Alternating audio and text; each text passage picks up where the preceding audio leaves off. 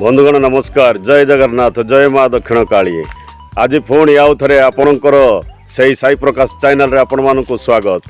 आज जानिबा आमे जो रासायनिक खाद्य खाऊचे से खाद्य एत विषाक्त जिनिस अच्छी जे आम शरीर आंठू गंठी अंटा जिते जॉइंट जगह अच्छी सदाबले पेन कर पेन को केमिति क्लियर करवा।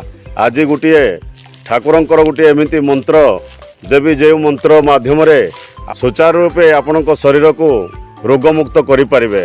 तेबे चलतु जानिबा यही मंत्र कौन।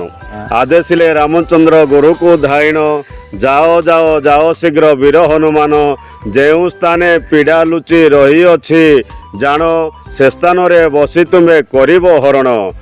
यह आज्ञा आंठू गंठी पीड़ा जा जा बोली कहार आज्ञा श्री लक्ष्मी नृसिंहकर कोटि कोटि आज्ञा। यही मंत्र को थरे पढ़ी आपण मैंने 9 थर फुंकिबे। एहीपरि 3 थर पढ़ी 27 थर फुंकिबे।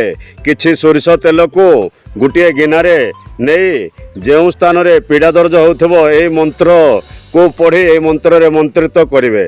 एही तेल को आपण 3 दिन पर्यंत लगेले देखिबे आपणकर आंठू गंठी पीड़ा अंटा जो स्थान रे पीड़ा थिबो सेही पीड़ा तुरंत भल हो एवं आपण एही पीड़ा दरजरू मुक्ति पाइबे। आज एतिक। जय माँ काली, जय जगन्नाथ।